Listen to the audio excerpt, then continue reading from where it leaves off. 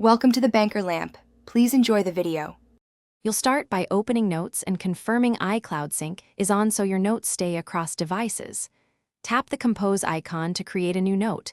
Give it a clear title. Once done, use the keyboard to type or tap the camera icon to add a photo. Make sure to tap the folder label at top to move the note into a specific folder. This establishes organization early and prevents clutter as you add more content. Also enable Face ID or passcode lock for sensitive notes to protect privacy. Now refine the note. Use the formatting bar to apply headings, bold, bullets, and numbered lists for readability.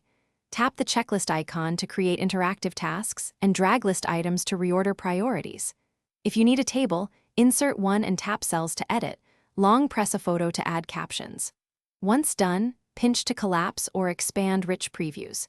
Make sure to tap the share icon to send or collaborate in real time, and enable shared note permissions when inviting others.